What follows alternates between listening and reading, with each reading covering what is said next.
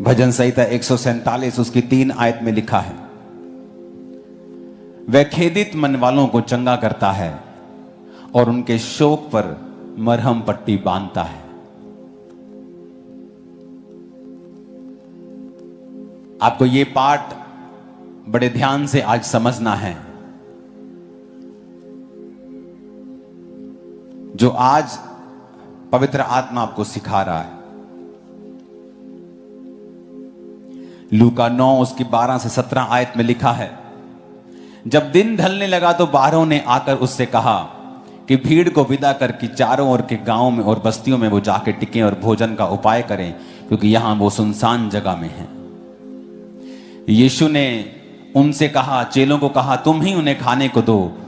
उन्होंने कहा, हमारे पास 5 रोटी और मछलियों को छोड़कर कुछ नहीं, परंतु हां, अगर हम इन लोगों के लिए भोजन मोल लें तो हो सकता है। वे लोग 5000 पुरुष, इसका मतलब 20,000 लोग के करीब वो थे, स्त्रियां और बच्चे मिलाकर। तब उसने अपने चेलों से कहा, उन्हें 50-50 करके पांति पांति लाइन में बिठा दो। उन्होंने ऐसा ही किया और सबको बैठा दिया। तब उसने वो 5 रोटियां और 2 मछलियां ली और स्वर्ग की ओर देखकर धन्यवाद किया और वो तोड़ तोड़ कर चेलों को देता गया कि लोगों को परोसें। तब वो खाकर तृप्त हुए और चेलों ने बचे हुए टुकड़ों से 12 टोकरियां भरकर उठाई।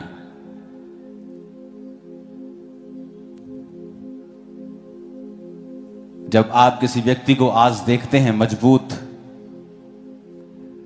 स्ट्रॉन्ग क्रिश्चियनिटी में, उसे ऐसा मत देखें जैसा कि आप देख रहे हैं,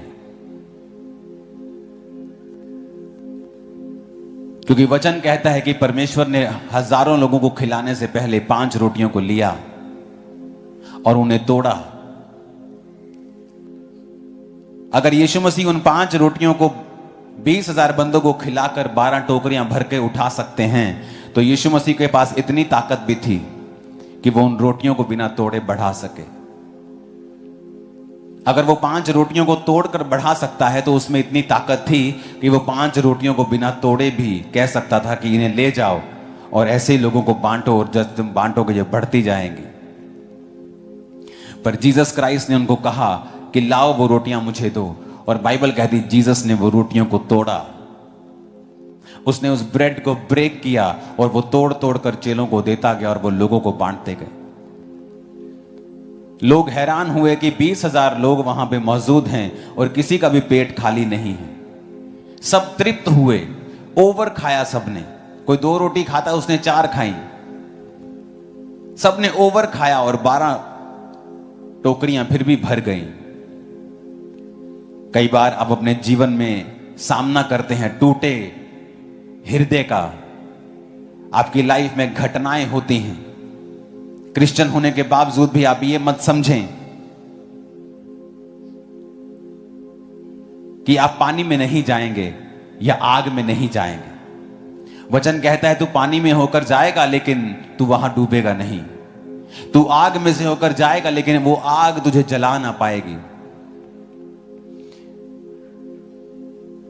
परमेश्वर कहता है कि वो टूटे मन वालों के समीप रहता है। आज बहुत से लोग हैं जिनका हृदय ब्रेक होता है, टूटता है, अपने परिवार की वजह से, अपने फाइनेंस की वजह से, अपनी सेहत की वजह से। तो अगर आप क्रिश्चियन हैं तो आपको घबराने की जरूरत नहीं है, आपको वरी करने की जरूरत नहीं है, क्योंकि जब वो आपको ब्रेक करता है, जब वो आपको तोड़ता है, वो आपको फैलाता है, और इतना फैलाता है कि आप इमेजिन नहीं कर सकते, आप खुद नहीं फैल सकते। ये परमेश्वर की हॉबी है कि वो टूटे हुए चीजों का इस्तेमाल करता है। जब सैमसंग ने गधे की टूटी हुई हड्डी के साथ 1000 पुरुषों को मारा था, तो ये एक मैसेज था कि परमेश्वर किसी भी टूटी चीज का इस्तेमाल कर सकता है। क्योंकि जब आप टूटते हैं, आप ब्रेक होते हैं, लाइफ आप पर हिट करती है, हार्ड, कुछ जबरदस्त आपकी लाइफ में होता है, तो बाइबल कहती है इसको कोई अनोखी बात मत समझो, क्योंकि तुम्हारे परखे जाने से विश्वास उत्पन्न होता है, धीरज उत्पन्न होता है। धीरज को अपना पूरा काम करने दो ताकि तुम सिद्ध और सिथर हो जाओ और तुम में किसी बात की कोई भी घटी ना रहे।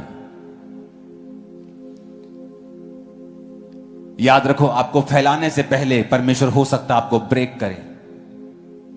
आपको नेक्स्ट लेवल पे लेके जाने से पहले आप परीक्षाओं में से होकर निकलें, क्योंकि ये वाला हिस्सा कोई क्रिश्चियन शेयर करना नहीं चाहता है। जब समय होता है परीक्षाओं का, जब समय आता है कि आपके फेथ को चैलेंज किया जाता है, वो समय होता है प्रार्थनाएं करने का, वो समय होता है परमेश्वर के करीब जाने का, क्योंकि उसके दूर जाने से आपको कोई सोल्यूशन मिलने वाला नहीं है। वचन कहता है वो टूटे मन वालों के समीप रहता है।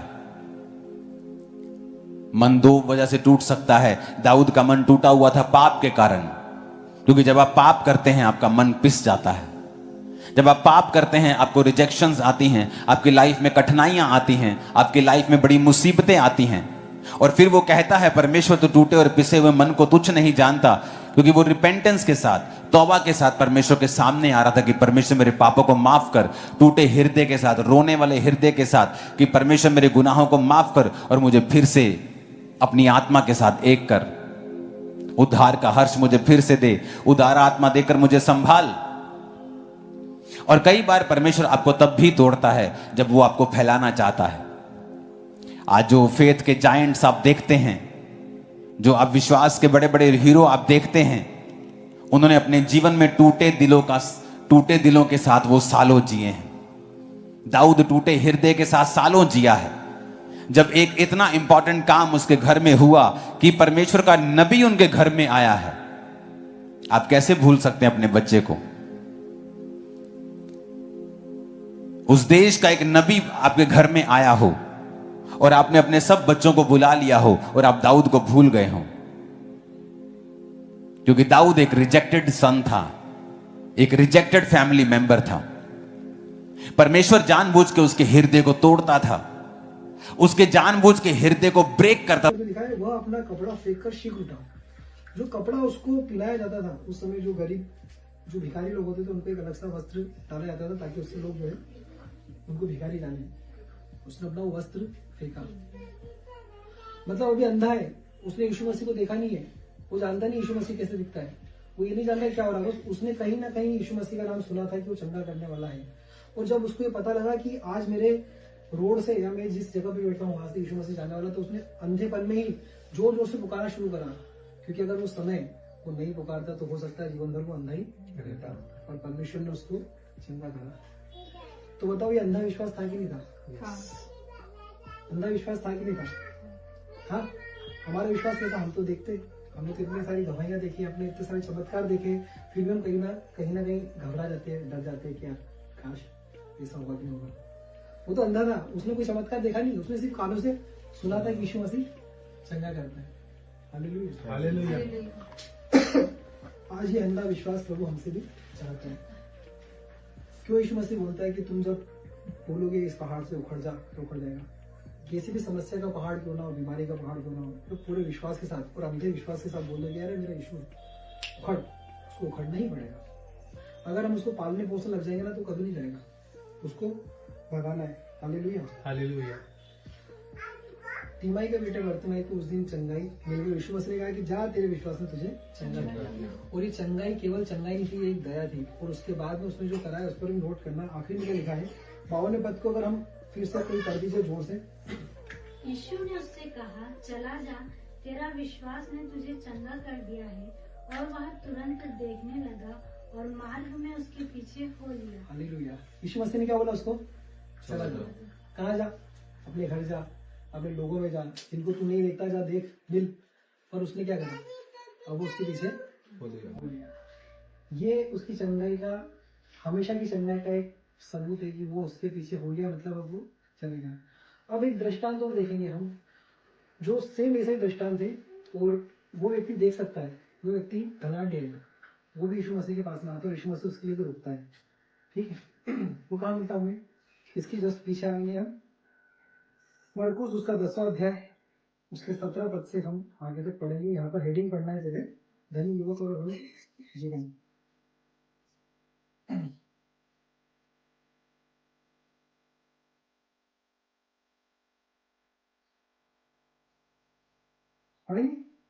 मरकुस 10:17। जब वह वहां से निकलकर मार्ग में जा रहा था, एक मनुष्य उसके पास दौड़ता हुआ आया और उसके आगे घुटने टेक कर उससे पूछा, हे उत्तम गुरु, अनंत जीवन का अधिकारी होने के लिए मैं क्या करूं?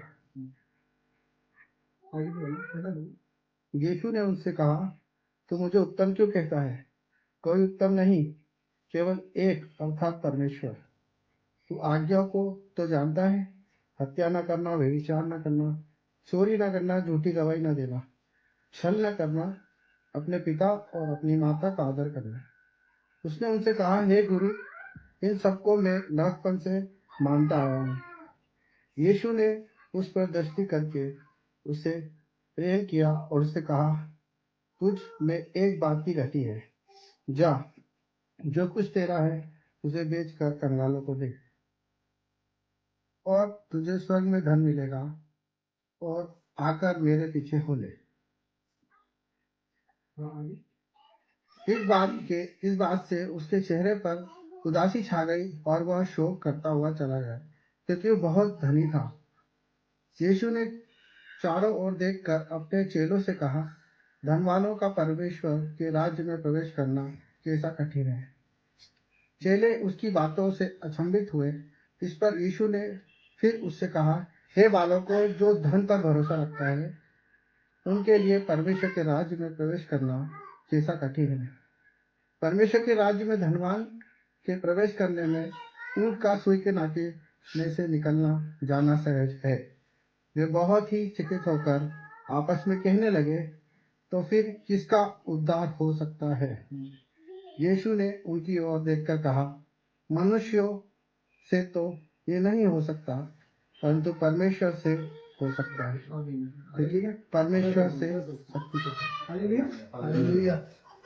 तो ये दृष्टांत हमने कई बार पढ़ा भी है, सब जानते ही हैं। अभी जो दूसरा दृष्टांत है, ये थोड़ा गौर करने वाला है, क्योंकि क्या होता है, जब हम लोग, हमारी जब प्रार्थनाएं सुनी जाती है, जब हम लोग बहुत ज्यादा हैबिचुअल हो जाते हैं, प्रार्थना करते पूरी जाती है, प्रार्थना करते पूरी जाती है, तब हम भी कहीं ना कहीं एक धनवान के समान हम हो जाते हैं। मतलब एक आत्मिक घमंड से व्यक्ति भर जाता है। प्रभु हम सबको समझाने के लिए धनवान का दृष्टांत भी हमको बताते हैं। धनवान जो था, सच में धनवान था, और वो चाहता था कि अनंत जीवन भी मिल जाए। धन तो मिल गया, अनंत जीवन भी मिल गया। अब उसने क्या करा, यीशु मसीह के पास में वो आया, रुका, और यीशु मसीह को बोलता है, हे रब्बी, हे उत्तम गुरु। क्या बोला है? उत्तम गुरु, हे उत्तम गुरु। तो यीशु मसीह ने उसको बोला कि तुम मुझे उत्तम क्यों कहता है? वो उत्तम नहीं है, केवल परमेश्वर को छोड़ दे। तो उत्तम है क्या? परमेश्वर सर्वोत्तम है। हालेलुया। पर वो जानता था कि यीशु मसीह जो है वो उत्तम है, इसलिए यीशु मसीह जो है वो उत्तम है। और उसने आकर क्या मांगा कि मुझे धन दे दो, मैं और ऐसा धनवान बन सकता हूँ, और मैं कैसे चीजों को, मतलब जो है, और मेरे को कैसे धन संपत्ति में खरीद सकता हूँ, मुझे कोई और बिजनेस आइडिया दे दो। ऐसा बोला क्या उसने? नहीं। अब धनवान व्यक्ति क्या ढूंढ रहा है? अनंत जीवन। हालेलुया। धनवान व्यक्ति क्या ढूंढ रहा है? आवाज आ रही है ना? अरे इधर आ जाओ ना, अरे थोड़ा इधर आ जाओ यार, तुमको लगा कि तुम्हारे घर में प्रार्थना में हम लोग हैं। आ जाओ, तुम्हारी जगह है, अरे आ जाओ, हाँ इधर आ जाओ, उसके इधर बैठ जाओ। मैं पंखा चला रहा हूँ, ये एसी चालू है। अरे आवाज आ रही है, क्योंकि मैं इधर धीरे बोलता हूँ ना थोड़ा, इसलिए। तो यीशु मसीह ने अरे एसी चालू कर दो ना, ऐसे करना, अरे ऐसे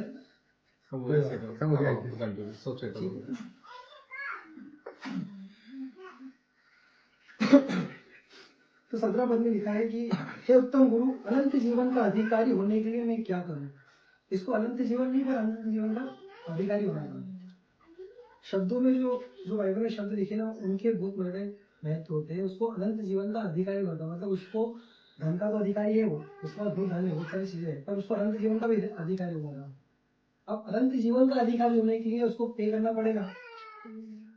कैसे मिलेगा? क्या अनंत जीवन मिल जाएगा, पर अनंत जीवन का अधिकारी अगर आपको होना है तो उसके लिए बहुत बड़ी रकम आपको पे करना पड़ेगी। वो क्या करना पड़ेगी उसके लिए आपकी सारी धन संपत्ति आपको बेचना पड़ेगी, उधार उधार करना पड़ेगा और यीशु मसीह के पीछे होना पड़ेगा। तो यीशु मसीह आपको बोला कि अनंत जीवन का अधिकारी भी हो जाएगा, मतलब कभी नहीं मरेगा तू, और तू उसका एक अधिकार जमा लेगा। कितनी बड़ी बात उसने यीशु मसीह से मांग ली। हमको लग रहा है किसी को अनंत जीवन मांग रहा है, अनंत जीवन नहीं मांग रहा है, वो मांग रहा है अनंत जीवन का अधिकारी होने के लिए मैं क्या करूँगा। यीशु मसीह ने उसको साधारण सी बात बोली, ये तो आज्ञाओं को मान, और वो बोलता है कि प्रभु इन आज्ञाओं को तुम्हें बचपन से मान